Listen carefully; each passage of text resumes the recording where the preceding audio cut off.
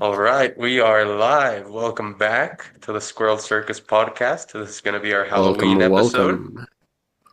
Today I have, of course, my co-host Ian joining me, as well as Andy, the Moss Guardian. Good morning.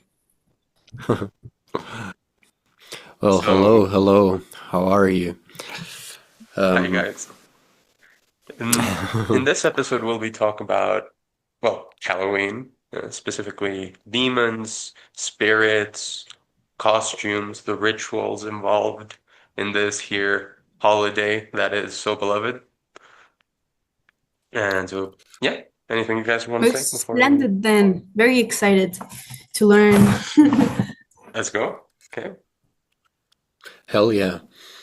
Well, I was thinking about, I knew the squirrel would come disguised as a joker, as one of the most famous clowns um, of the yeah, one of the most famous clowns out there, I guess.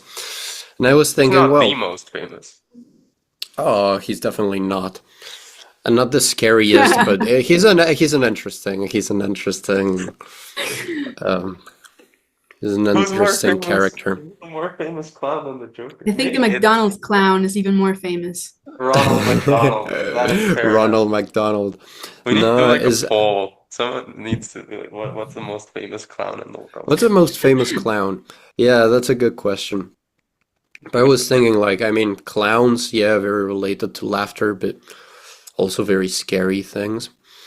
Scary. Um, Why is a People are clown terrified scary? of clowns. why is a clown scary? And I kind of This is a decided fantastic to question. Yeah, I kind of decided to answer kind of to that question with my own costume.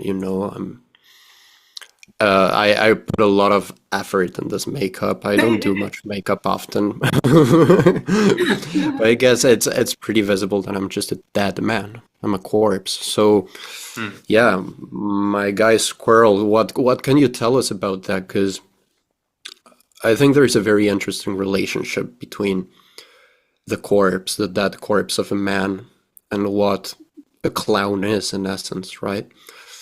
Yeah, well, Oh, when people die, the skin gets very pale, so the white paint that's ubiquitous to clowns already sort of evokes that image of death.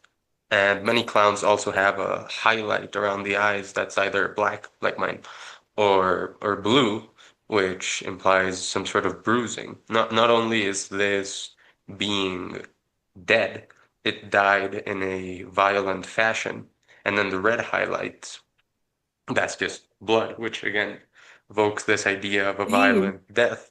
So you have this being that somehow died an extremely violent death and is walking around kind of like a zombie. Zombies are also scary to people. Oh And yeah. it's joyous. It has some sort of detachment from natural human emotions and reactions to death. The the old British clowns were a very sad figure. They weren't jolly. They were just tragic completely. And then that got upended by the French conception of clowns, which was this sort of joyous, crazy thing. Oh, we're gonna talk about the French. I'm so Oh, down. we can talk about the French. I really don't know that much. This is kind of a an overview of clowns. Oh And yeah. then there was this guy that uh, I think he was in some way connected to P.T. Barnum, who changed the whole vision of the clown and made it this weird psychedelic thing, which it All ties into the right. idea that it's a liminal figure, which I mean, we'll get more into what liminal means. Liminal Uh, is the What space. what time are you talking about? Because is this medieval time, Victorian era? Is No, this is this around the Victorian era. all right? All right. This is Okay. around the Victorian era. And yeah, it's like these psychedelic patterns that clowns often wear, The Harlequin pattern, or what are you talking like about? Harlequins, very much so. Yeah, the a modern clown comes from this blending of the British clown with the Harlequin tradition through Italy, through France, up into Britain. Right. And these patterns, as you point out, they they are not natural. You know, they're squares or they're dots They're very arranged. geometrical and very like Simple, very simple. very, yeah, simple, but it feels like very human thought, right? Like a Yes, lot of Hmm. geometry, a lot of like varied colors. Yeah, and I that's guess not it's very something you see designed. often in the material world. In the material world, you see Hmm. these curves and these spirals, but these weird patterns, they It's point to not something organic. that's exactly not organic. And so that tied to the detachment from the human emotion, tied to the physical aspect of a death, all makes it seem like the clown is a supernatural being that makes Mhm. maybe doesn't have the best interest of whoever is around him at heart, that maybe is trying to take some twisted pleasure out of hurting people. And we can see this. One of the most popular horror movies these days is the Terrifier. It's this Mhm. clown that Yeah. looks undead who Mhm. takes immense pleasure in uh, killing people in the most horrible ways and making them freaked out. Feels like that Yeah, was and an I guess it's also very interesting because we see like clowns from this point of view, like they're scary things, right? Like they usually you see a clown, you're pretty darn scared. But we Not also really. have, I've never been however, I mean, scared of clowns. I never really had the thought that they oh, meant to that's be interesting. scary, or I really never thought of clowns as scary beings. I just saw them more as an There you not as go. human Yeah. necessarily, some sort of entertainment, but something very outside of human, definitely. But hmm, that's interesting. Like you don't see it as a threat as many of us do. You know, we think of a Hmm. clown, we think of Halloween, we think of like Really. scary very clowns. bloody scenarios. Yeah, but clowns can they also have like a very big presence in this other context. You know, which is a context of joy and of The laughter and circus. Yes. of the circus and entertainment, which is very interesting. Like, what does death, what does this thing that comes from mimicking a dead body has to make you laugh? It's very paradoxical, I feel, right? Maybe it's like one of those, like clowns often bring humor and jokes by like tripping over themselves or doing something stupid that ends up Hurting blowing up in themselves. their Yeah. face.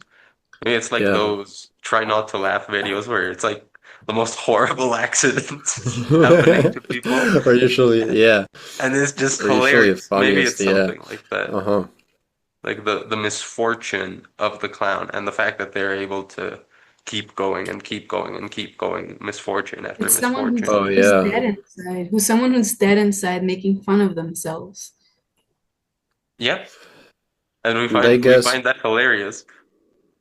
But it's yeah, kind of like the we quiet do, kid in yeah. school. Like you can find that funny, or you can be fucking terrified that they're gonna pull up with. Oh, right. Yeah, it's interesting. I mean, I guess clowns have been created by humans or have manifested themselves between humans almost as a way of coping with death, with realizing that death is something, right?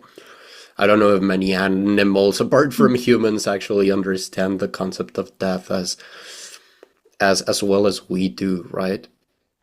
So, I mean, It's definitely something it's humans have thought about a lot for a long time. oh yeah, and have not concluded yet, like on what's right and what's wrong to laugh about, you know, like the big very polemic thing of joking about like very delicate matters. I mean, it could be like all the delicate matters such as I don't know the Holocaust, you know, the like I won't say I laugh at Holocaust jokes, but I won't say I don't, you know? It's a coping mechanism, no? It's sort of Yeah, and Humor is a is coping reacting. it mechanism. right? Is it wrong? Or is it something natural that comes from us as humans, right? Laughing from the most horrific things that we can think of, right? And that are real. It's like an umbrella. You're deflecting deeper emotions by laughing them off rather than thinking about them deeply because maybe it doesn't lead you anywhere either way, no? That Sometimes makes a it's lot of Yeah, sense. that makes a lot of sense. Yeah. And I guess that sort of leads us into the next topic, the spirits that are said, believed to come during Halloween to appear. Yeah, tell us the story Cultures. of Halloween. How did that begin to happen? Like I have little context if you know more. Well, across cultures, this time of year, October, well, the time that we call October anyway, is regarded as a liminal period. That is a space between the dimensions, between this mundane world and the spirit world. And that's in many ways what the clown embodies. They're this otherworldly spirit. They are beyond the grave. They are back from the grave. They have these unnatural patterns that come from another dimension. That's what the clown is fundamentally channeling. And that's something that Halloween is built around.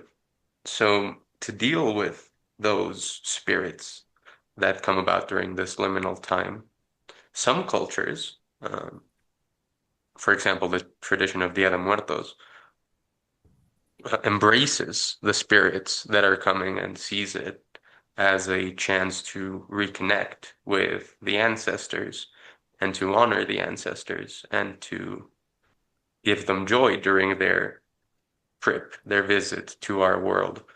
For other cultures, they're fucking terrified. They're like, these spirits are gonna try to kill you, take your stuff. And so many cultures, and where Halloween comes from is an apotropaic rite. And what apotropaic means is that you imitate the dark, scary spirits to scare away the dark, scary spirits. Basically like a vaccine. Like, Yeah, kind of like yeah, yes, kind of like a that's a very I'm interesting way to see it, but I guess it's totally yeah. right.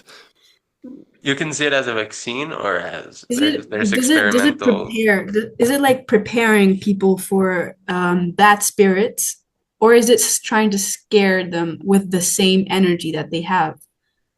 Well, the original intent is the latter, trying to scare them Right. away with the same energy.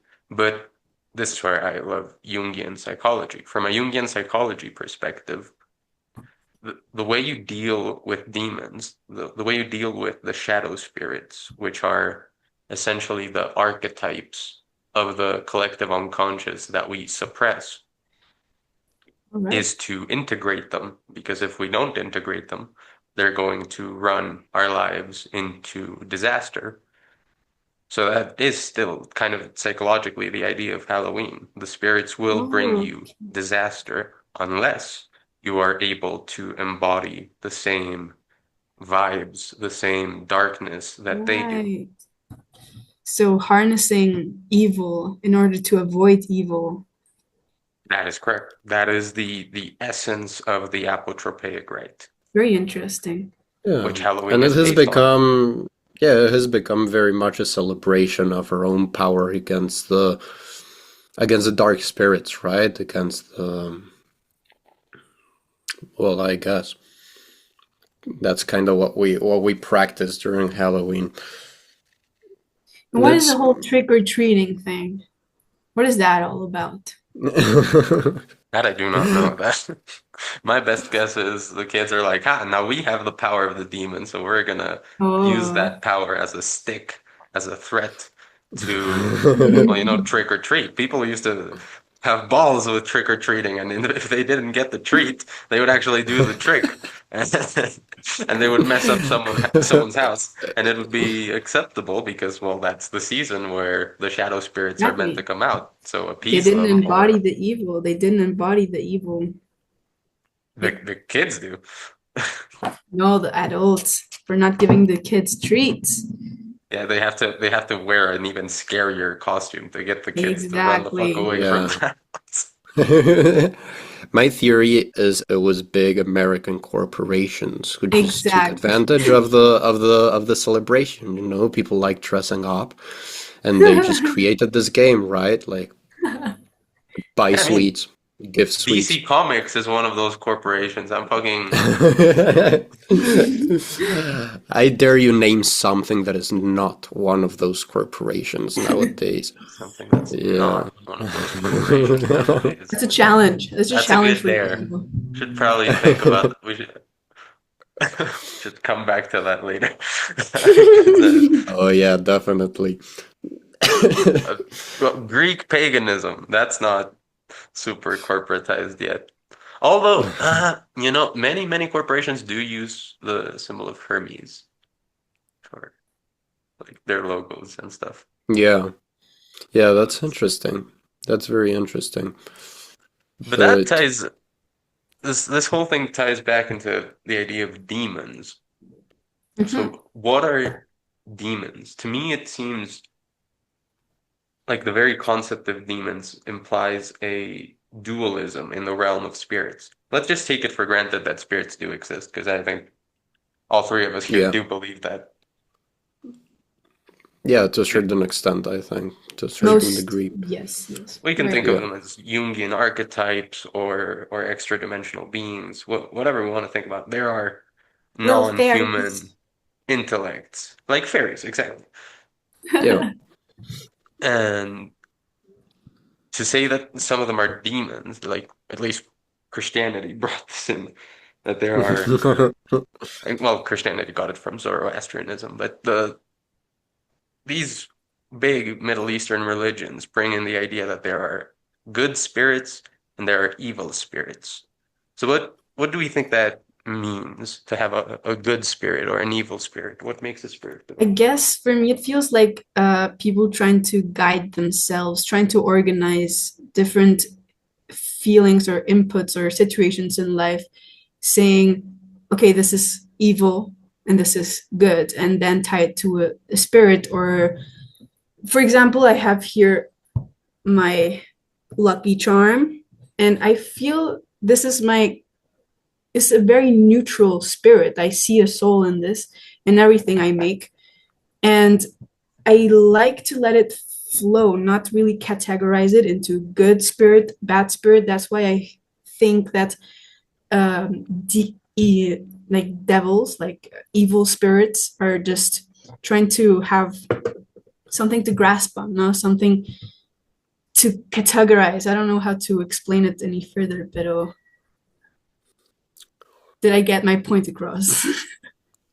I think so, that the spirits don't necessarily follow these lines of good or bad. What are you thinking? I don't know. I guess you can really go back to the good old question, what's good, what's bad to humans, right? I mean, I think the most basic way to answer it is good is whatever it takes you to live, and bad is whatever it takes you to death or to suffering. So That would I be guess, the sort of Randian answer. Or at least many traditions say that, but Ayn Rand says that too. yeah, I think so. So, I mean, I guess from that is where you part from um, to give a spirit its categorization, right? If it's a right spirit, if it's a good spirit, or if it is a spirit that does me harm, if it causes me pain.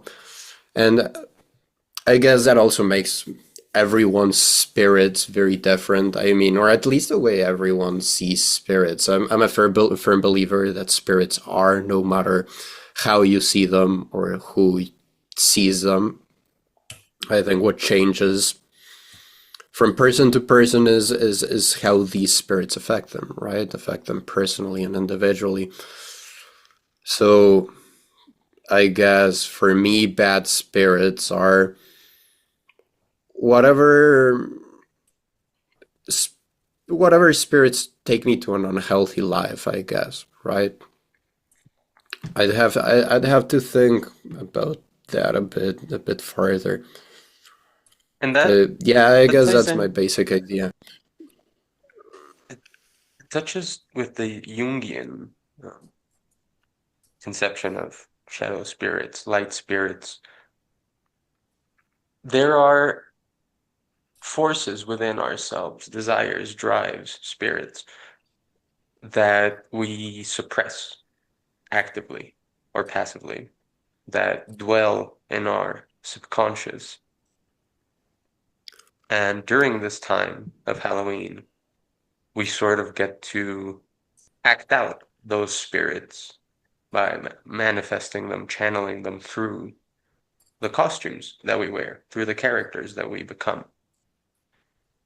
And that becomes a sort of cleansing. Like this thing that if I let run too far is going to destroy my life. This thing that if I continue suppressing is gonna also destroy my life. How do I deal with it? All right. So Dur you're saying it's like a moment humanity has organized for people to kind of let out these bad demons that we all have inside. We're human beings. I mean, we're all sinners.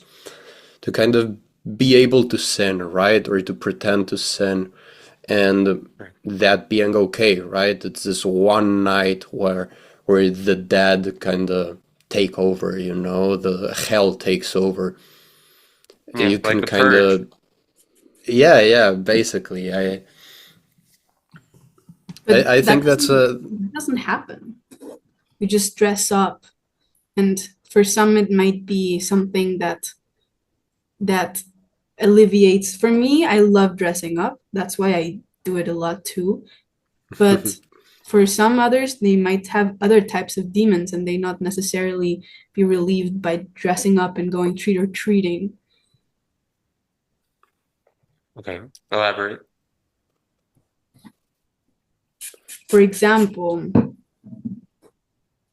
people who are having the demon of depression or some kind of um, energy sucking demon, maybe that just they don't really like to go out and socialize.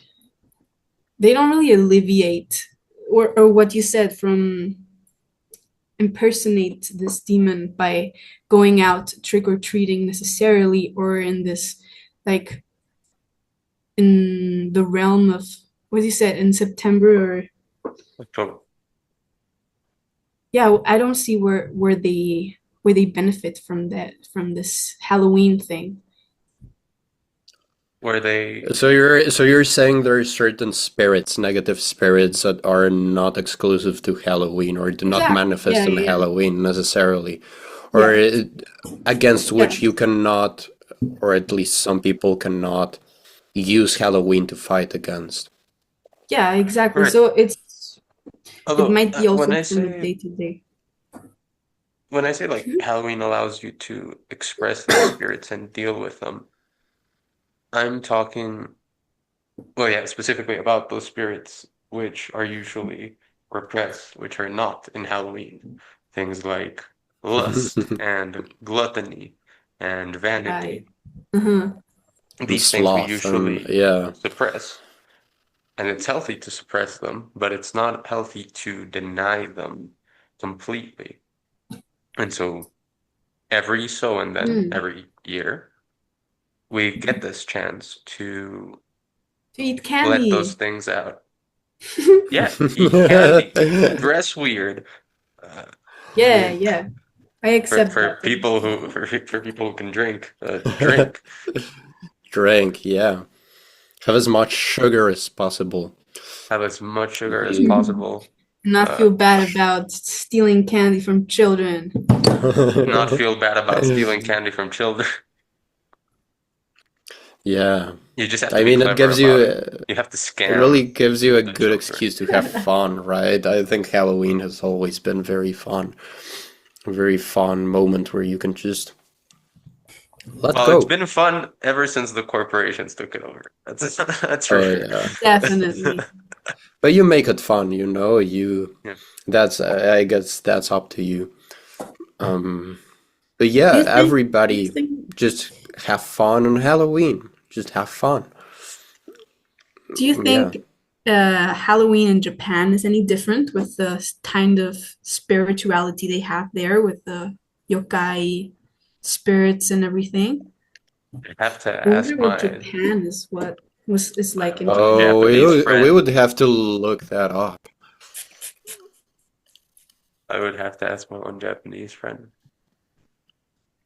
I know Yeah, does the Japan current. have like this kind of celebration? Like, I mean, at least from what I know, we have like the Western widespread of Halloween, but we also have like El Dia de Muertos. Is there something similar in Asia, like in Japan or like Eastern Asia? Do they have like Look, do we this kind research it and of just festival? So Oh, cut a we picture? should. I think we definitely should. It's Okay, a they good have let's no question. research it. trick or treating. That's for sure. I'm reading it right now. In Japan, they don't trick or treat, and Oh, Okay. they don't really care about the American tradition. Instead, people that makes focus in sense. their creative energy on Halloween costumes. All right, so they get all of the cosplays out, and that's really cool, and flash mobs, That is really cool. We love costumes. and obviously a lot of party. Yeah. Of course, yeah. In Japan, you're allowed to drink outside. You're allowed to Mm. drink on the street. Uh, those are crazy Even parties. Don Quixote. What? What? Yeah, they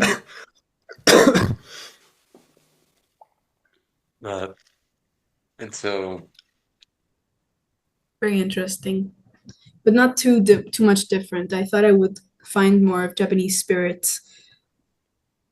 I feel like the whole idea of costumes during Halloween is still kind of American, Really? if I It say. is, I think. I think it is. Because Because it Halloween, starts with the apotropaic rite, and then it just becomes corporatized The what? to dress up as anything. Apocopaic what? Apotropaic rite. Apotropaic. What is that? It's the whole mimicking the darkness to scare the darkness. Ah, right. Okay, okay. From, yeah, the pumpkin heads. The pumpkin heads. Yes. Well, we can talk it's about the interesting. legend of Jack, the Yes, so funny let's talk about the legend of Jack, please. where the jack-o'-lanterns come from. There was this guy that was drunk all the time, and he was out in the forest about to die, and the devil was gonna take his soul. But he told the devil like, "Oh man, you know what? I need one last thing before I go." And then he just pulled out a crucifix and like surrounded the devil with crucifixes. And he was like, "You know what? I'm gonna cut you a deal. If you don't take my soul for however long, then I'll let you out with the crosses." And the devil's like, "Fine, we'll make the deal." And so that there's a few iterations of that sort of Jack tricking the devil. And then eventually when Oh. Jack dies and like wants to die, heaven won't take him because what the fuck? And hell won't take him because we made a deal. Yeah, So I now mean, he just has yeah. to roam the earth as an undead. Oh, Uh, but the devil gives him one last like gift, like, oh well, you're gonna need light to traverse the earth, so here's a little pumpkin with a candle in it. that's That's really where cool. jack-o'-lanterns come from. Whoa, and that's where the pumpkin comes from. Oh, that's amazing. That's so cool. That's so I That's so have where the a cool. pumpkin I jack-o'-lanterns can come I from. carve. didn't know about that. It's a fun legend. And the putting like the eyes and the mouth and like the creepy face on the pumpkin. That's also like an American thing, probably. Yeah, well, it's Irish. The Yeah, an whole American Halloween corporation. America. tradition we have right now, like the specific Yeah, apotropaic rite that turned into Halloween, is Irish. Comes from the it's Celtic New Irish. Year, Yeah, which is Samhain, and Samhain always falls around Halloween on the lunar calendar. yeah. I'm pretty I sure bet they this year didn't is going to dress be up as like November. actual real life serial killers and stuff back Like then. Spider-Man. Spider-Man and Spider-Man. Spider-Man, the serial killer. the serial killer. Who killed him? Me, Spider-Man. Fuck. Yeah, or Squid Game. The Squid Game dressing up Squid Game. game that was People Yeah, like, dress up as Squid Game for Halloween costumes, and it's and genuinely also as terrifying. wizards, as moss wizards, As because they Moss don't know Wizards. about culture and they don't know about what Halloween is supposed to be. What does the Moss Wizard represent? Because we know what the dead guy and the clown. Mhm. What does the Moss Wizard represent? Let me think about it.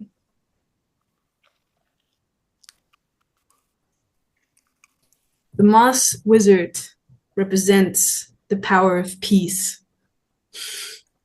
represents the power of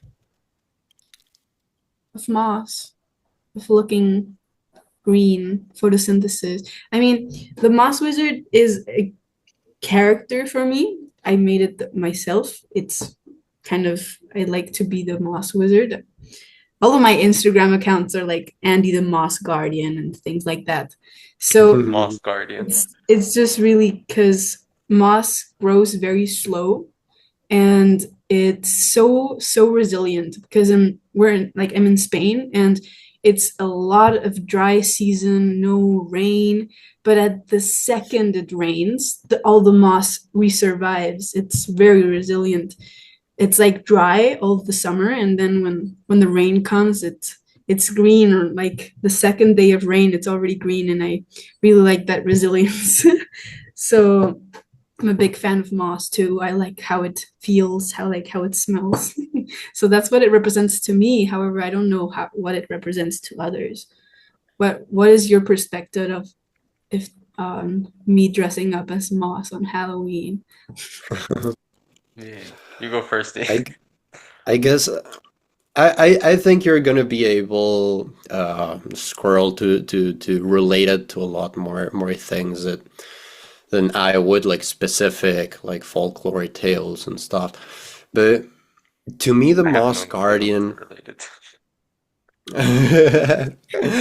You always do. You always do. It's it's The I can just Moss think about the Guardian. archetype of it, but they're not tales that I know about. I'm gonna Yeah. have to make them Well, up no, on the spot. but you can. Yeah, that's what I meant. That's what I meant. I think Okay. so. Um, yeah, I guess it's a spirit, right? It's a spirit of nature. It's a green spirit. It's a spirit of being alive, right? The spirit of resilience, of adaptation, right? It's the spirit of Yeah, did you know, fun fact, biology fun fact, the first the first living being on a new island per se, when a volcano erupts and it makes a new island, there's no life there. There's no even no fertile soil, nothing that can create life except for birds pooping there and leaving seeds, but there's no soil for trees to like to grow. So the first living beings that start forming the soil is lichen and moss. So because they don't have roots, they basically live out of rocks, minerals, debris. yeah. And so as they keep on dying and reproducing, like covering the whole soil, they make layers upon layers. Bacteria help to decompose, and then there's fertilized soil. So we all come from moss and lichen. Like what's Uh, lichen? Lichen it's is an like a algae and symbiosis, right? yeah, it's symbiosis between algae and cyanobacteria, and they are the little white kind of spongy things on trees, on the forest, like the white kind of mint color things on trees. They're very awesome. I love lichen. I Hmm. always thought it was a symbiosis between some type of fungi and moss. I think it's algae and cyanobacteria. Let me Oh, that's verify. true. Algae, and yeah, that makes sense. That makes sense. Well, what does the Moss Wizard represent? Wizards are people who can see and transform the hidden parts of reality, these extra dimensions we were talking about, whether that be considered a literal fifth, sixth dimension, or just the archetypes of human psychology, or both, which I think the two views are compatible. Wizards are people who can act upon that world. And Hmm. moss, like you're saying, is this symbol of patience and resilience and things left untouched. It's much like it reminds me of what was his name? Diogenes? The the guy that lived in a barrel and always was a pain in Oh Plato's yeah. ass.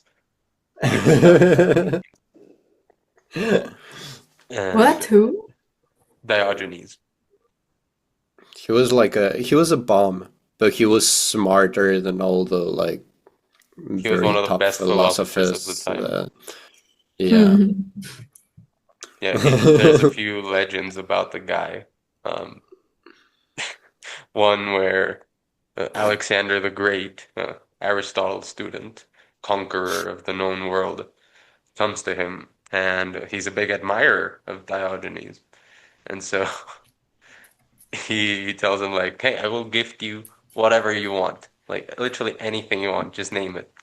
And Diogenes was like, my guy, could you move? You're blocking the sun. That was one of the big stories of Oh Diogenes. no. The other one is Plato, or I don't remember. It couldn't have been Socrates, so it was Plato was given some sort of lecture defining humans as featherless bipeds. And so Diogenes just fucking walks in with a chicken that he had plucked all the feathers from, and he's like, "Behold, a human." A human being. So Diogenes was that guy. And I don't know, the idea of a moss wizard gives me those vibes. It's someone who is in touch with nature and with common sense and with the basic, and at the same time has the ability to traverse these hidden realms. That's sort of Very what deep. it evokes in Very my deep. mind. I feel that. I feel it. I like that. Good. Yeah. And it's in line with what you were saying about your amulet and the neutral spirit that just desires to flow. That's very much in line with Taoist philosophy, the idea of Wu Wei, just leaving things go the way they're meant to go, untouched. Yeah. I'm a That strong believer aligns. of that. Moss Wizard, the Taoist. And so, yeah, that's what the Moss Wizard represent to me. Neat. And the Well, dead person is just a Someone who's mirror dead. into the future. We're all gonna die. Yippee! Can't wait. No, What wait. about what You should about wait. what comes after death? Do you guys want to delve into what comes after death? Any theories? Any beliefs? As much as I believe in spirits and gods, I don't think there's anything waiting for us after death. I'll just wake up and it's gonna be like, what the fuck? That it's really cool because What the hell everything just everything is happened? it's correct. No, there's nothing after death as an individual, no? Because I think that the consciousness goes on, but it I see it like a bubble. So there's consciousness as every consciousness, like everything, every knowledge in the world, every being aware of everything is like a bubble. And then there's Earth, no? And every time there's a child being born, I see like a little piece of this consciousness just entering this child. So and then it grows up, it experiences life as that individual, and then when it dies, it grows back to the consciousness. And so we all live on as one being, as one, not being, like as a consciousness after all. So it's like a yeah, But that's I what have a I believe. question. Do you think when someone is born, like a new consciousness is created? A new, No, I think that the it's more like the big consciousness limits itself to the new system, to the vessel, right? So you can only experience what you see, what you hear, what you smell, but you have this consciousness, you develop it, of course, as in your experience, and then you die and it goes back, and it's like, I don't know. I see it as a very visual thing. I'm not very good with words. okay, okay. I think I'm picturing it. I get worried because there's this idea that if too many people are born, the fabric of the soul will be stretched too thin, and eventually it's gonna break. So we shouldn't have so many people being born. And But that worries me. I you're think thinking a that, bit sorry, no, sorry. I think that the fabric expands with every new soul that it's added. It's not divided, it's not stretched. It's Mhm. it's added to with every new soul. That's an interesting perspective, but I think we're thinking too small because we're definitely not the only living conscious being here or in, like, there's so many parallel universes, like it's infinite. And so Mhm. there's this ball of consciousness is also infinite. Like there's a lot of versions on it, and every parallel dimension. Like if you believe in parallel dimensions, obviously. So it's Not all in, about range. It's all about range. Like I don't yeah, think humans are that important to consciousness. okay. So there can be trillions of humans, and that will have no effect on the. I don't think so. I mean, Okay, I don't then see that's that. good. I don't see that happening. Or would you see that happening? Like, would you see in the future if there are many humans that the newborns are like No, no, no. That's soulless? the Maybe idea that not I'm worried about. Like, I worry that directly people like that, think but there shouldn't be so many humans. I think more humans means more stuff for the mega hyper consciousness to work with, Yeah, and more but pretty I things don't know. can I come don't by. think too many humans is gonna happen. It's not sustainable as in biology in a biological sense. Like our resources are gonna, it's gonna end in doomsday. There's not Yeah. a like But a we're the only consistent species ratio. that can hop between planets at will, like that Can could we? terraform other planets. And so if we do we that, can. We definitely suddenly can. I mean, we're Well, at least we're then we trying. will. Well, then we we will, should. and then I mean, as long as we have the sort resources to maintain a quality life for all the beings. It's like bunnies when they reproduce too much. At some point, something's gonna happen, and they're gonna But stabilize. wait, it's not like bunnies Why because not? bunnies only consume from their natural environment. Bunnies don't have capital goods, which Uh-huh. that is to say, to a bunny, another bunny is just competition for resources. Hmm. To humans, another human is actually an enhancement to the resources you have. For example, the easiest example of this is a little book called I, Pencil. Hmm. If you were the only human on Earth, you would have access to all of the resources, right? But could you make a Yeah. pencil? I mean, if you humanly If you were humanly like strong Why would enough to you why have. would you need a pencil if you're the only human on Earth? Oh, let's say anything. Could you make a shovel? Yeah. You definitely How? could. With a stick, you have a stick to like depends on what you want to Okay, do. I sorry. Could you mean, make a why would steel you shovel? why would you need steel as the only human on Earth though? If you Unless you wanted want to to grow shovel plants. something, yeah, I guess you can do something it that with a would be stick. useful, even if you're the only human on Earth, is uh, Do you mean as in survival? Because I but think there's beyond it, survival. Like here's hmm, something you could need as the only human on Earth. Could you make an electric guitar? That's no, useful. With an amp. That's With an useful if you're the amplifier. only human on Earth. Could you make it? no, No. And that's but the thing. Because there are other humans and we can have a division of right. labor, Yeah, yeah, that's a we can. differentiation between bunnies, right? That's what you meant. Yes. Yes, Okay. this is the difference. But for bunnies, other bunnies are just competition. For humans, other Hmm. humans are enhancement. It's through And the that's why division of labor. and that's why we're gonna overpopulate someday And because that's why we're we're too gonna need another planet. advanced. Yeah, And but eventually we're gonna overpopulate that other planet. We're gonna need a whole solar system. And eventually we're gonna overpopulate that. We're gonna need a whole other Then whole we're gonna do galaxy. that. What is wrong with that? What do No, you I'm feel saying that's that's what wrong we with should do. That's that? what we should Yeah, do. I mean it's We if it will if absolutely should. it's if there's a potential for that to happen, it will happen and it's gonna be okay.